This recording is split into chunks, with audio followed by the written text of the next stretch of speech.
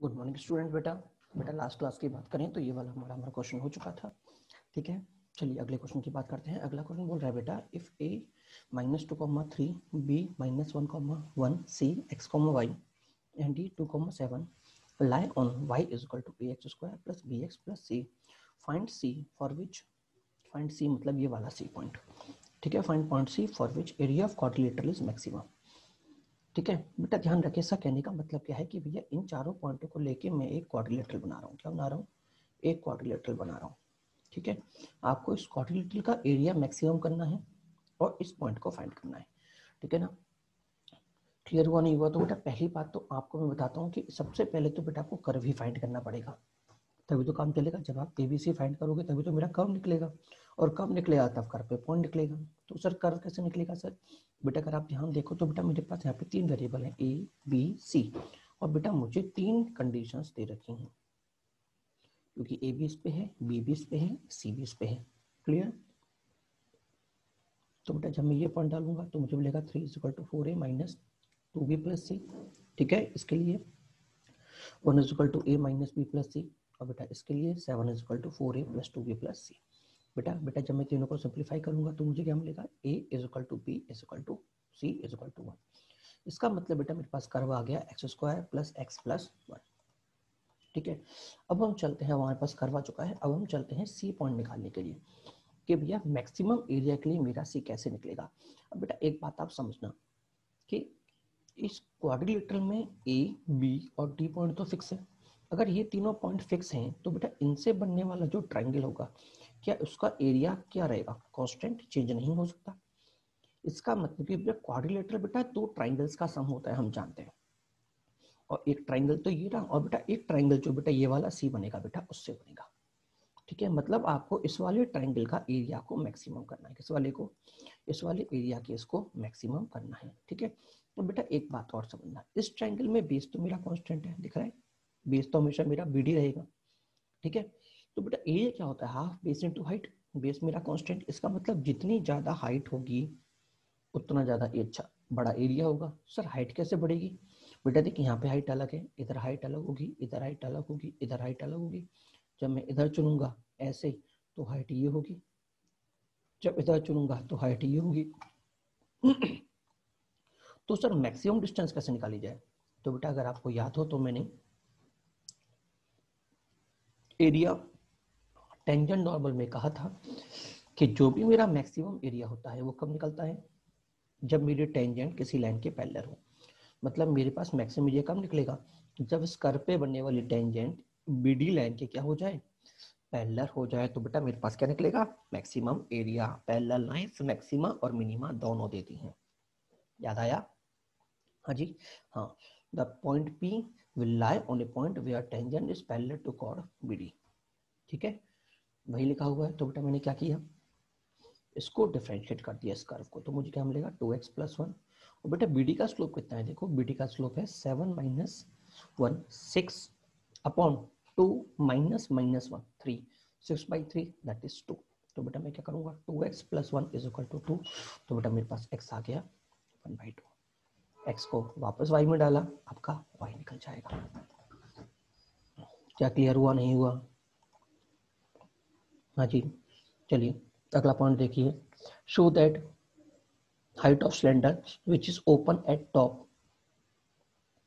having a given surface area, greatest volume is equal to radius। हमें show करना है, show that height of cylinder, height of cylinder को हमें prove करना है। सिलेंडर के बारे में बोला हुआ है बेटा जिसका ओपन ऊपर से टॉप है, सरफेस एरिया गिवन है, और ग्रेटेस्ट वॉल्यूम है। ग्रेटेस्ट वॉल्यूम के लिए मुझे प्रूव करना है कि हाइट और रेडियस दोनों क्या होंगे? मेरे बराबर हो जाएंगे। ठीक है ना, तो बेटा ध्यान रखिए, वॉल्यूम मुझे मैक्सिमम करना है, मतलब dv अपॉन डी जो भी है, dx dr जो भी हम करेंगे वो वॉल्यूम पे करेंगे, डिफरेंशिएट वॉल्यूम को करेंगे। और गिवन बेटा मुझे दे रखा है surface area that is s।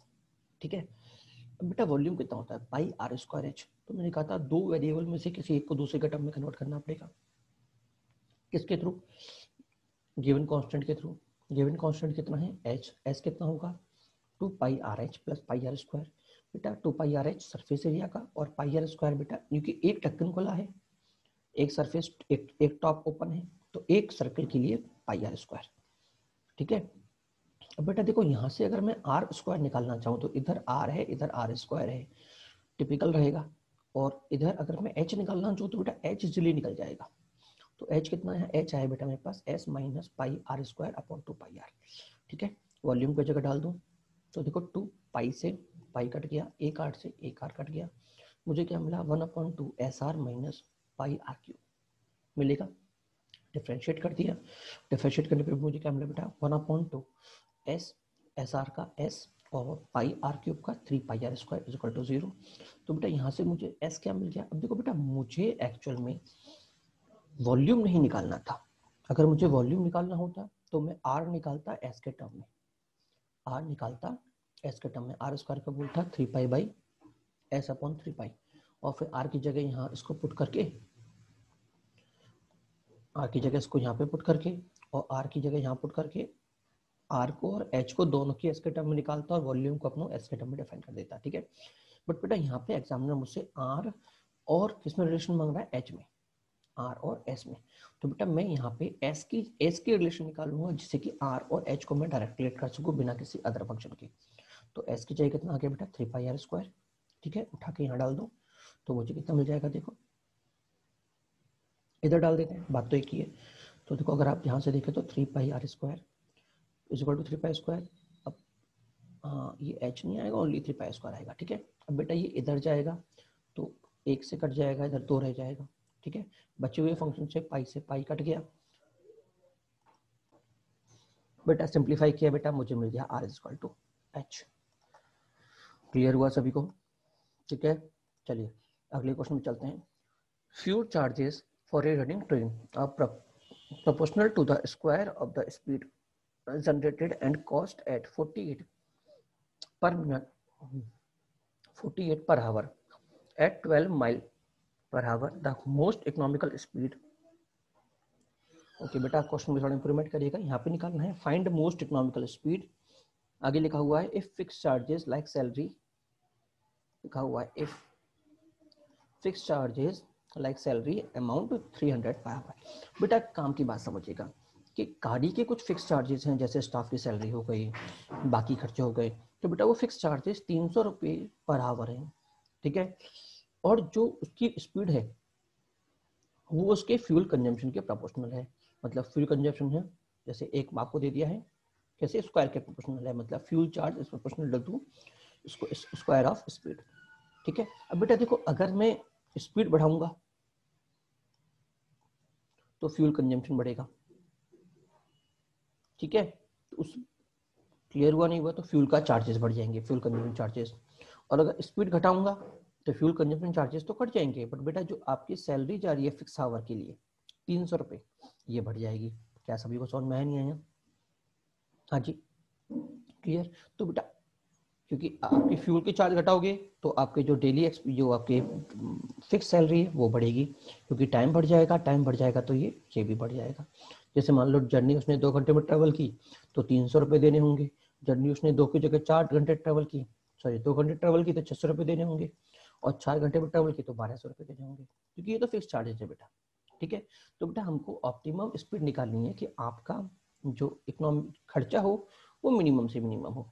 ठीक है, तो सबसे पहले तो बेटा एग्जामिनर ने बोला है प्रोपोर्शनल, इसका मतलब प्रोपोर्शनल कांस्टेंट आएगा। सर कांस्टेंट कैसे निकालूंगा? बेटा एक रिलेशन उसने यहाँ पे दे रखा है 48 आपको स्पीड दे रखी है, चार्जेस दे रखे हैं, स्पीड आपको 16 दे रखी है, स्क्वायर ऑफ स्पीड है, प्रोपोर्शनल डी कांस्टेंट क्या आ गया, तो की वैल्यू कितनी आ गई बेटा 3/16, 3/16। अब बेटा एक्सपेंसेस की बात करेंगे। एक्सपेंसेस क्या होता है बेटा? हाँ जी, वेलोसिटी इनटू टाइम होगा। हाँ जी, देखो 2 मिनट मुझे एक्सपेंसेस की बात करनी है। एक्सपेंसेस क्या होगा बेटा? एक्सपेंसेस एक तो लगेगा 300 इनटू टाइम, कितने टाइम में लग रहा है। ठीक है, दूसरा क्या लगेगा बेटा?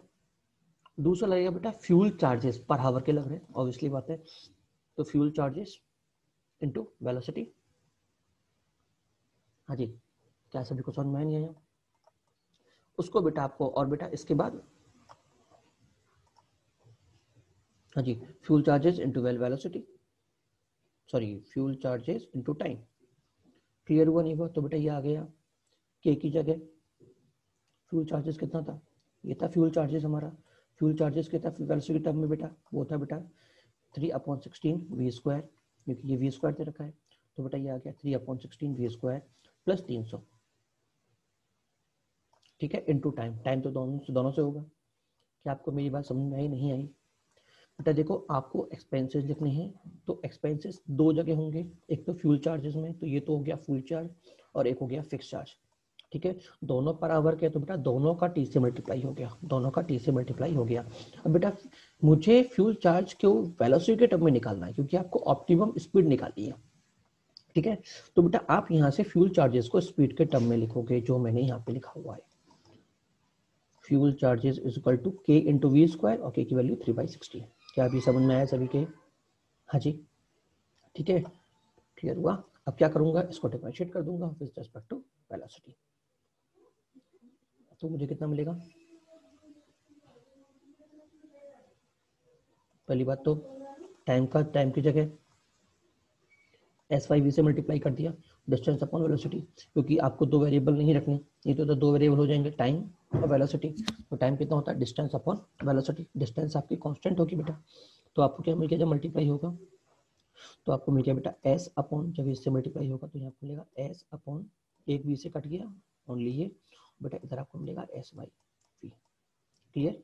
अब डिफरेंशिएट करो तो v तो गायब, आपको मिलेगा 3s/16, और इधर क्या मिलेगा बेटा, माइनस में 300s/v² इज इक्वल टू 0, ठीक है। क्लियर? तो बेटा v स्क्वायर कितना आ गया, 100 into 16, that is v is equal to 40 miles per hour. Clear हुआ नहीं हुआ? ये आपका फाइनल आंसर। बेटा ये मिनट पर सेकंड लिख दिया है, मीटर पर सेकंड लिख दिया है, यूनिट को इंप्रूव कर लीजिएगा, ठीक है ना। चलिए अगले हेडिंग है बेटा, natural roots of cubic equation. Nature of roots of cubic equation. बेटा जरा ये भी समझिएगा, nature of roots of cubic equation.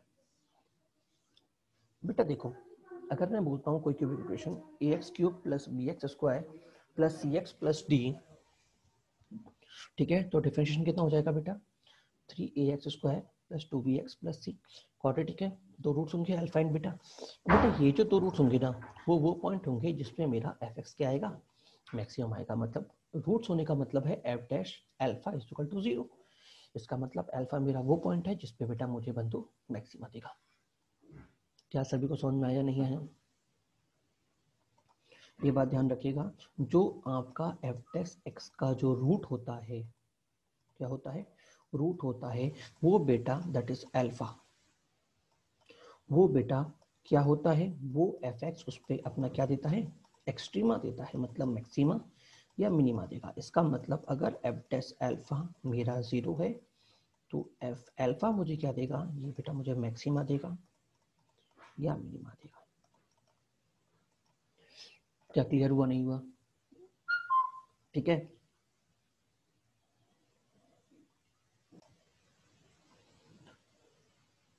ठीक है बेटा। अब बेटा एक बात समझिएगा कि एफ अल्फा जो हमने अल्फा बेटा निकाल रहे हैं, अगर बेटे तो मेरे पास, अगर देखो मैंने क्या बोला कि अगर मेरे एफ अल्फा पॉजिटिव है और एल्फ बीटा नेगेटिव है, ठीक है, इसका मतलब ग्राफ मेरा इधर तो मैक्सिमा था, इधर मेरा मिनिमा। इसका मतलब बेटा ग्राफ की ऑब्वियसली जो शेप होगी वो क्या होगी, कुछ इस तरह से होगी। क्या आपको समझ? ठीक है बेटा, इसका मतलब अगर एक पॉजिटिव एक नेगेटिव, इसका मतलब मेरे तीनों रूट जो होंगे वो तीनों रूट डिस्टिंक्ट होंगे, है ना। तो सर इसको मैं प्रॉपर्ली कैसे लिखूंगा बेटा, मैं इसको लिखूंगा alpha x into beta x is less then 0, क्योंकि ग्राफ मेरा इस तरह से भी बन सकता है, ये नेगेटिव ये पॉजिटिव, बट अगर तीन डिस्टिंक्ट रूट हैं तो बेटा इतना कंफर्म होगा कि इन दोनों का प्रोडक्ट ऑलवेज क्या आएगा, नेगेटिव आएगा। दूसरा केस क्या होगा, दो डिस्टिंक्ट रूट, और क्यूबिक रूट है, दो डिस्टिंक्ट रूट तभी पॉसिबल है जब एक रूट रिपीट हो रहा हो। क्लियर हुआ? उस केस में बेटा हम जानते हैं कि जो मेरा रूट होगा वही मेरा मिनिमा या मैक्सिमा हो जाएगा, क्योंकि दूसरा ग्राफ कुछ इस तरह से बनेगा।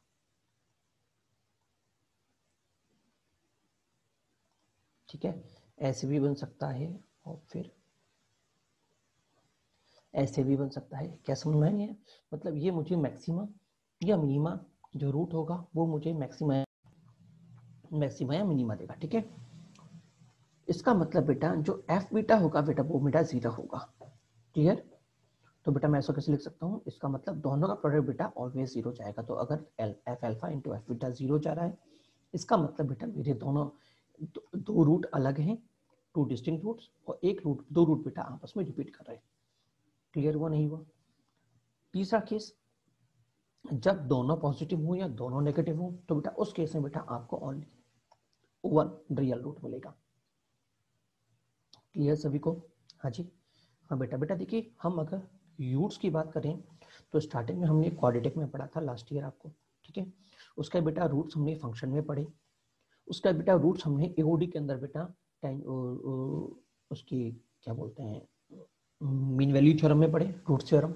और बेटा उसका बेटा अब हम ये वाला केस पढ़ रहे हैं। क्लियर? हाँ जी, क्या सभी को समझ में नहीं आया? हाँ, तो कई सारे क्वेश्चन आपके उस समय नहीं बने होंगे बेटा, वो इस थ्योरी से लिंक होंगे। अभी आप एक बार बना के दिखेगा, आप पे वो क्वेश्चन बनना स्टार्ट हो जाएंगे। ठीक है, चलिए अब हम आगे बढ़ते हैं। अगला क्वेश्चन क्या बोल रहा है, find A such that F x x cube minus 3x plus greatest integer x has three distinct real root. Fx is equal to x cube minus 3x plus greatest integer x greatest integer a। ठीक है ना? अब बेटा three distinct real root का मतलब क्या है, F alpha into F बेटा क्या होगा मेरा, नेगेटिव होगा। तो पहली बात तो डिफरेंशिएटर के एफ डैश निकालूं, तो एफ डैश एक्स कितना आएगा, 3x square minus 3 is equal to 0। तो बेटा x मुझे मिल गया प्लस माइनस 1।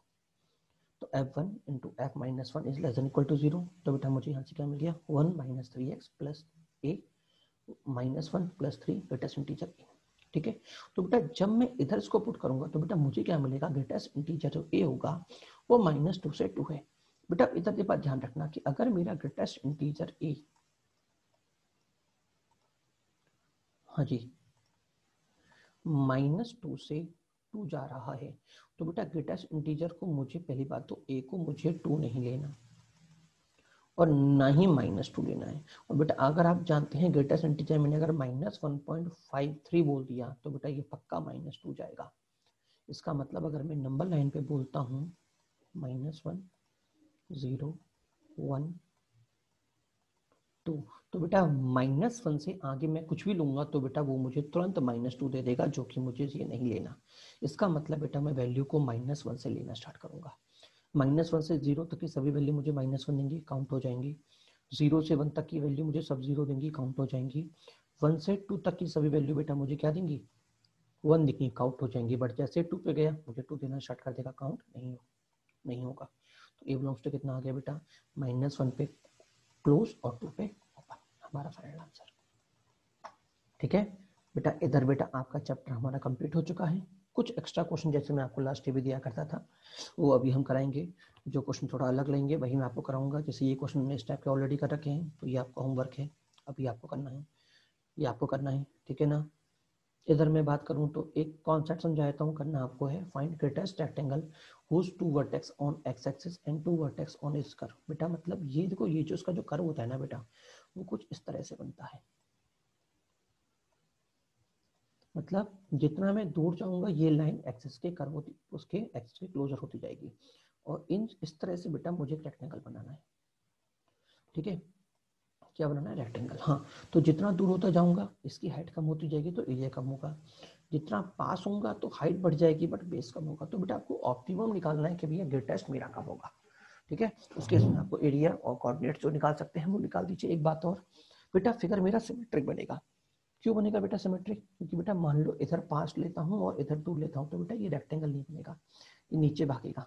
ठीक है, तो अगर मुझे रेक्टेंगल बनाना है तो जितना मैं राइट में जाऊंगा उतना ही बेटा मुझे लेफ्ट में भी जाना पड़ेगा, ये दूरी बराबर रहेगी, तो ही बेटा मेरा रेक्टेंगल बनना पॉसिबल है।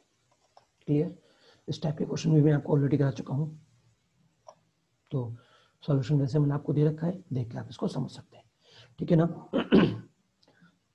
अगला क्वेश्चन क्या बोल रहा है, अगला क्वेश्चन बोल रहा है, in a regular triangular prism the distance from the center of one of the base to the opposite side corner L, then find the altitude of the prism for which volume is maximum. बेटा देखो volume को, पहली बात तो volume कितना होता है बेटा, वॉल्यूम होता है मेरे पास कितना,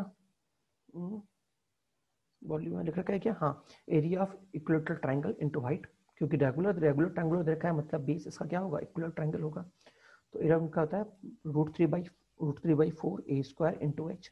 तो बेटा ये हो गया मेरा वॉल्यूम। ठीक है, अब बेटा देखो मुझे यहाँ पे गिवन एल दे रखी है, मतलब ए को और एच को बेटा दोनों को आपको एल के टर्म में कन्वर्ट करना होगा। अब एल क्या है बेटा, इसके बेस से अपोजिट साइड पे जॉइन करने वाली लाइन है। ठीक है, क्लियर हुआ नहीं हुआ।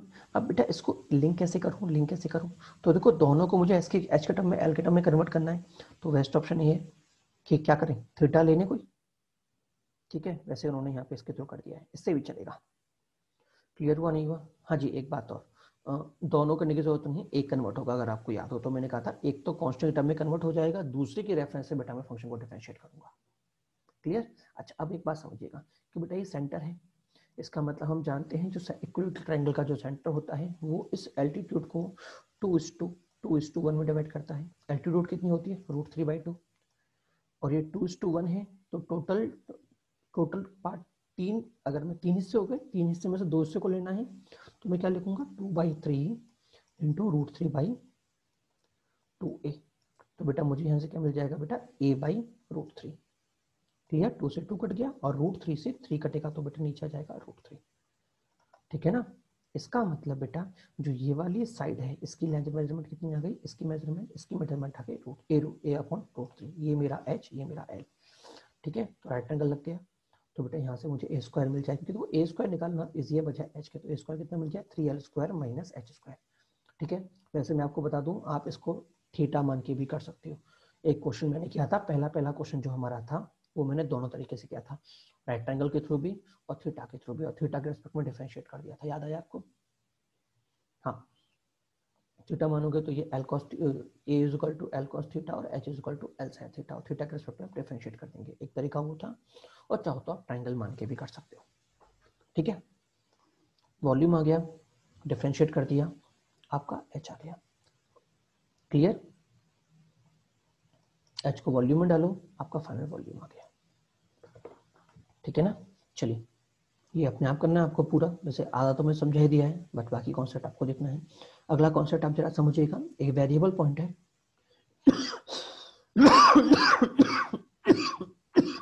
जो स्ट्रेट लाइन x + y = 4 पे लाई कर रहा है। ठीक है, अब आपसे बोला गया है कि इस लाइन के किस पॉइंट से मैं दो टेंजेंट ड्रॉ करूं जो स्मॉलेस्ट पॉसिबल कॉर्ड बना सके। तो बेटा ध्यान रखना, ये तभी पॉसिबल हो पाएगा जब ये पॉइंट इस कर्व के क्लोजेस्ट से क्लोजेस्ट होगा।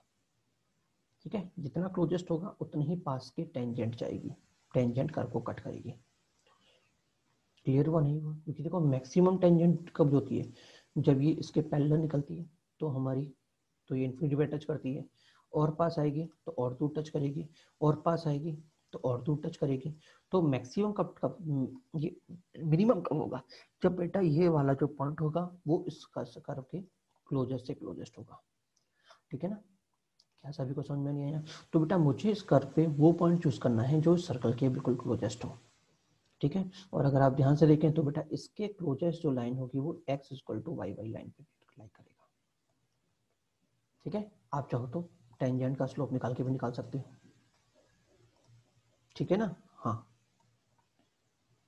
बट वो लेंदी हो जाएगा तो बेस्ट ही रहेगा। क्लियर हुआ नहीं हुआ। तो बेटा दूसरी बात, अगर आप वैसे भी ना देखना चाहो तो ऐसे भी देख सकते हो कि इस लाइन का जो मिड पॉइंट होगा ना वो इसके क्लोजेस्ट होगा, क्योंकि इधर जाऊंगा तो देखो पॉइंट का दूर होना स्टार्ट हो गया, इधर जाऊंगा तो पॉइंट का दूर होना स्टार्ट हो गया। क्लोजेस्ट कब होगा, जब इसका मिड पॉइंट होगा। मिड पॉइंट क्या होगा, 0,4 + 0/2 2, 4 + 0/2 2, तो 2,2 से बेटा जो टेंजेंट ड्रॉ करूंगा वो मुझे क्या देगी, मिनिमम लेंथ देगी। ठीक है, क्लियर हुआ नहीं हुआ। हाँ जी, अब उसके बाद आपको करना है कॉर्ड लेंथ जो होगी मेरी वो √2 निकल आएगी। ठीक है ना। चलिए, अगला क्वेश्चन है बेटा हमारे पास, इस क्वेश्चन बेटा कुछ एरर है तो इसको इंप्रूव करना है। अगले क्वेश्चन पे आते हैं। अगला क्वेश्चन दे रखा है बेटा कि एक रेक्टेंगल दे रखा है, fix a, maximum area of rectangle whose side is passing through the vertices of a rectangle of side AB। ये रेक्टेंगल दे रखा है जिसकी साइड AB है। अगर मैं इसके वर्टिसेस पे एक रेक्टेंगल को घुमा रहा हूँ, ठीक है, देखो बहुत सारे रेक्टेंगल पॉसिबल है, ऐसे भी ना भी पॉसिबल है, इस तरह से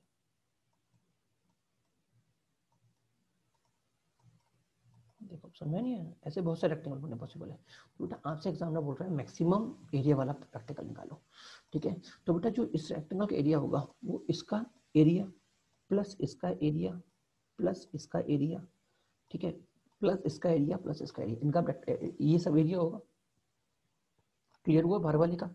अब बेटा ये तो मेरा कांस्टेंट है, ये वाला और ये वाला बराबर, और ये वाला और ये वाला बराबर, ठीक है। क्लियर हुआ नहीं हुआ? तो बेटा मैं ये बोल सकता हूँ कि भैया जो मेरा एरिया मैक्स एरिया होगा वो किसके बराबर होगा, A B plus twice of half, अगर ये y है ये x है, plus twice of half, plus twice of हाँ half y into height, height कितनी हो जाएगी under root B square minus Y square.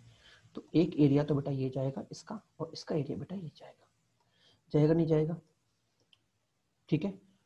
तो 2 से इंटू करूंगा, इन दोनों का तो 2 से इंटू होगा, और इसका only a b constant add हो जाएगा, ठीक है। तो ये मेरा नेट एरिया आया। तो बेटा मुझे मैक्सिमम कब मिलेगा, जब ये पूरा मैक्स होगा। अब बेटा देखो ये तो मेरा कांस्टेंट है, इसका मतलब बेटा आपको इंडिविजुअली इन दोनों को मैक्सिमम करना है। अगर ये दोनों मैक्सिमम हो गए तो आपका काम हो जाएगा, ठीक है ना। और दूसरा दोनों इंडिपेंडेंट हैं, क्यों इंडिपेंडेंट है, क्योंकि ये ए पे डिपेंड कर रहा है और ये बी पे डिपेंड कर रहा है, ठीक है। तो दोनों की आपस में कोई भी लिंकिंग नहीं है, तो दोनों का मैक्सिमम निकाल लो, आपका आंसर आ जाएगा। क्लियर हुआ नहीं हुआ? ये बहुत इजी क्वेश्चन है, अपने आप करना है। इस क्वेश्चन पे बेस्ड मैंने एक क्वेश्चन ये करा है, दोनों ही बहुत इजी क्वेश्चन है, अपने आप ट्राई करने हैं, ठीक है। एक ये वाला क्वेश्चन है, ध्यान से देख लीजिएगा, cos x plus cos root two x is equal to 0, ठीक है, डिफरेंशिएट कर दिया, minus sine x minus root two sine root two x is equal to 0, ठीक है। बेटा इन दोनों का इक्वल होना सिर्फ तभी पॉसिबल है जब x मेरा 0 होगा, ध्यान रखिएगा। रीजन बेटा मैंने आपको यहाँ पे एक्सप्लेन कर रखा, अगर आप पढ़ोगे तो, कि इनका मैक्सिमम 0 पे निकल सकता है, 0 पे मतलब दोनों 0 हो जाएंगे तो 2 निकलेगा, और 2 होने पे दोनों को 1 होना पड़ेगा, दैट इज cos x भी 1 होगा, cos रूट x भी 1 होगा। तो बेटा x मेरा क्या आया 2n पाई, और बेटा इधर से मेरा x क्या है root two x is equal to 2m pi, तो x is equal to root two M X M pi, ठीक है। अब बेटा दूसरी बात, दोनों की वैल्यू इक्वल होनी चाहिए, ठीक है, क्योंकि दोनों के x इक्वल होनी चाहिए ना, क्योंकि इक्वेशन में डालूंगा तो x दोनों में एक साथ जाएंगे, इसका मतलब दोनों x इक्वल होने चाहिए, दोनों x इक्वल होने चाहिए, और मैं जानता हूँ n और m भी मेरे इंटीजर होने चाहिए, ठीक है ना।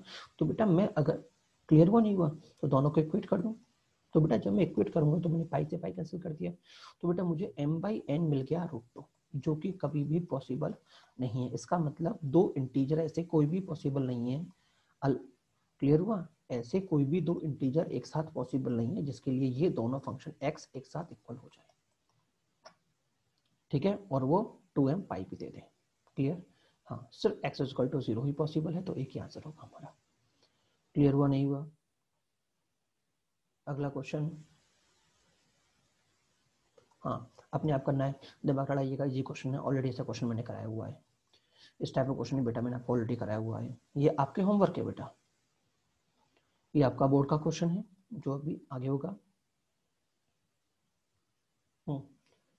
ये क्वेश्चन बेटा अच्छा है, इसको मैं समझाता हूँ, find value of a for which this is maxima, ठीक है बेटा, अच्छा क्वेश्चन ये है बेटा, इसको थीटा मान लो, बाद में इसको एनालाइज करना, इसको पहले पूरे को थीटा मान के खेल लो, और जब लास्ट में आ जाए तो लास्ट में एनालाइज करना, जैसे मैंने थीटा मान के इसको सिंप्लीफाई कर लिया, ये आ गया।